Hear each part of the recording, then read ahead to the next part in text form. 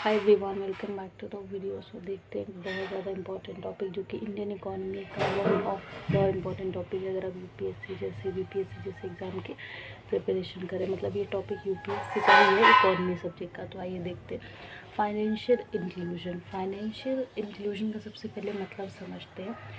Affordable easy access financial service, कि जिसको आप लोग अपने पास जितने भी आपके पास पैसे की ताकत है, जैसे मान लीजिए मिडिल क्लास फैमिली होती है, हम सबके पास लिमिटेड पैसा होता है, तो अपने औकात के हिसाब से हम लोग अफोर्डेबल फाइनेंशियल सर्विस ले सके, वही मेन काम होता है फाइनेंशियल इंक्लूजन का। जैसे LIC करवा सके, और भी बहुत सारे हमारे लिए जैसे हेल्थ फैसिलिटीज़ निकाली जाती है, तो हम उसके लिए अपनी फाइनेंशियल सर्विस को क्रिएट कर सकते हैं।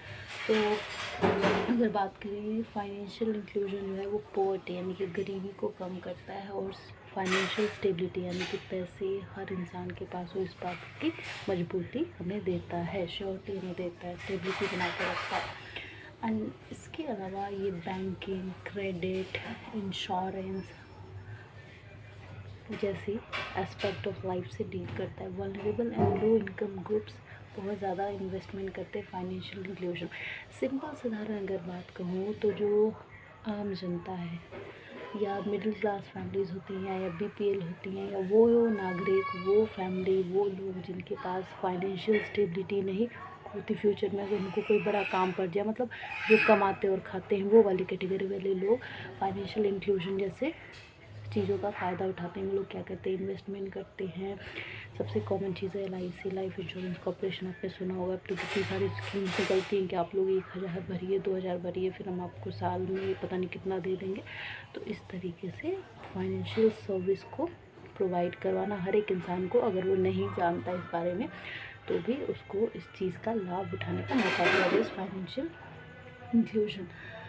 Backward, non reserve, rural area जैसी जगह में बहुत ज़्यादा गरीबी होती है, वहाँ के लोग इलिटरेट होते हैं, तो फाइनेंशियल इंक्लूजन जैसे फैसिलिटीज़ को नहीं पहचान पाते। तो इसका मेन पर्पज़ ही यही है कि जब आपको ये सिलेबस में सिलेक्ट किया गया ताकि आप लोग ये चीज़ समझें एंड रूरल एरियाज़ में किस तरीके से इस चीज़ को पहुँचाना है, इसके न्यू आइडियाज़ आप लोग डिस्कवर कर सकें। लिटरेसी की कमी होती है, प्रोडक्ट कॉस्ट लॉ होता है फाइनेंशियल इंक्लूजन की वजह से। Financial inclusion relatable life create करता है, लेकिन फाइनेंशियल टर्म्स पे, पैसे के तौर पे। जैसे और सब स्कीम्स होती हैं, तो उसमें सरकार कभी राशन से मदद देती है, कभी कोई चीज़ दे देती है, कभी खाद दे देती है जो उसको लगा। लेकिन फाइनेंशियल इंक्लूजन हमेशा पैसे से मदद करेगा। अब वो पैसा भले ही आपका होगा, लेकिन इन्वेस्टमेंट करवाएगा सही जगह पे, क्योंकि फ्यूचर में आपको रिटर्न बैक होगा। सो लिटरेसी एंड प्रोडक्ट कॉस्ट को बहुत ज़्यादा इंक्रीज़ करता है। मान लीजिए कि आपने इन्वेस्टमेंट किया, बहुत सारे लोग इसलिए भी नहीं पढ़ते कि हमारी फाइनेंशियल कंडीशन ख़राब थी, फाइनेंशियल स्टेबिलिटी नहीं थी। लेकिन जब फाइनेंशियल इंक्लूजन जैसी फैसिलिटीज़ को आप यूज़ करते हैं, तो ये सारे मुद्दे आपके पास ख़त्म हो जाते हैं, तो लिटरेसी अपने आप बढ़ेगी, पढ़ाई लिखाई बढ़ेगी, एंड जो प्रोडक्ट का कॉस्ट होगा वो गिरेगा। क्या चैलेंजेस होते हैं फाइनेंशियल इंक्लूजन के अंदर? इंफ्रास्ट्रक्चर की बहुत ज़्यादा कमी है, जैसे बैंकिंग फैसिलिटीज़, बैंक्स वगैरह, और इसके ब्रांचेज़ के लिए बहुत ज़्यादा इंफ्रास्ट्रक्चर कमी। जैसे रिमोट एरिया जैसे जगह में तो अभी भी शायद कितने लोग इलिटरेसी के कारण भी और इंफ्रास्ट्रक्चर के ना प्रेजेंट होने के कारण भी बैंक्स वगैरह के बारे में ज़्यादा नहीं जानते। सो इंफ्रास्ट्रक्चर एक बहुत बड़ा एस्पेक्ट है, इस पर हमारी गवर्नमेंट को बहुत ज़्यादा ध्यान देना चाहिए कि हर जगह पे बैंकिंग इंफ्रास्ट्रक्चर अवेलेबल हो, स्पेशली इन रिमोट एरिया जहाँ पे बहुत ज़्यादा कम है।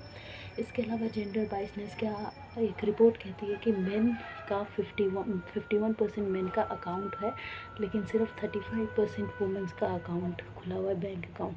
देखिए कितना बड़ा नंबर का गैप है। 51% मेन जो है बैंक अकाउंट फैसिलिटीज़ यूज़ करते हैं, लेकिन सिर्फ 35% वुमेंस ही फैसिलिटीज़ यूज़ करती हैं।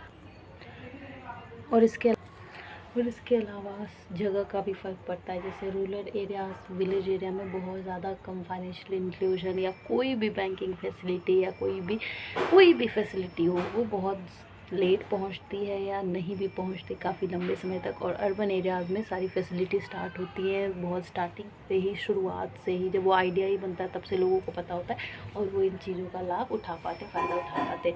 इसका अलावा जो फाइनेंशियल इंक्लूजन है, पहले पेपर वर्क के साथ होता था, लेकिन अब डिजिटल फंक्शनैलिटी में चेंज हो गया और हर इंसान को गाँव के अंदर भी और शहर के अंदर क्योंकि अब शहर के अंदर ज़्यादातर लिटरेट लोग होते हैं, क्योंकि शहर में वो लोग पढ़ने लिखने जाते, तो लिटरेसी तो होगी। गाँव के अंदर, गाँव से बाहर जाते हैं इसीलिए, क्योंकि वहाँ पर लिटरेसी नहीं है, इसलिए गाँव के लोग पढ़ लिखे नहीं रह पाते। अब तो खैर हर जगह डिजिटलाइजेशन हो रहा है हर चीज़ में, तो फाइनेंशियल इंक्लूजन के अंदर भी डिजिटल फंक्शनैलिटी नॉलेज दिया जा रहा है हर इंसान को, ताकि वो समझ सके क्या फ़ायदे हैं, क्या नुकसान है, उनको इन्वेस्टमेंट करना चाहिए कि नहीं, और अगर कर रहे हैं तो क्या फ़ायदा, नहीं कर रहे हैं तो क्या नुकसान है, वगैरह वगैरह।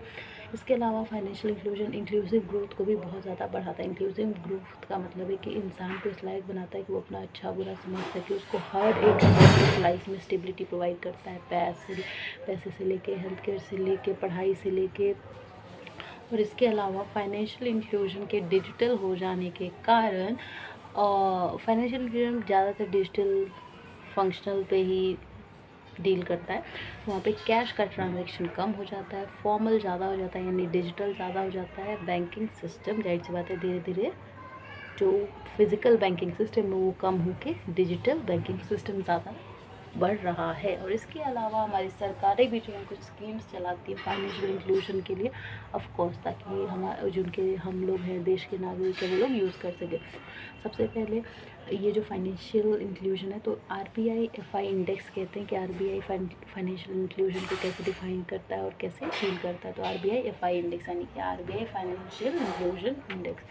PM जन धन योजना, इसके थ्रू क्या है कि हर एक इंसान का अपना बैंक अकाउंट खुला होना चाहिए। तो फाइनेंशियल इंक्लूजन भी वही करता है, फाइनेंशियल सर्विसेज प्रोवाइड करने का काम करता है। इसके अलावा बहुत सारे इनिशिएटिव जैसे PM जन धन योजना हो गया, ये 52 करोड़ अकाउंट कम से कम अभी तक खुलवा चुका है। अटल पेंशन योजना, PM जन धन बीमा योजना, PMSY मुद्रा योजना, जिसमें स्मॉल बिजनेसेस को क्रेडिट दिया जाता है। तो these are the schemes or these are the facilities that government provide directly to the citizen of a country।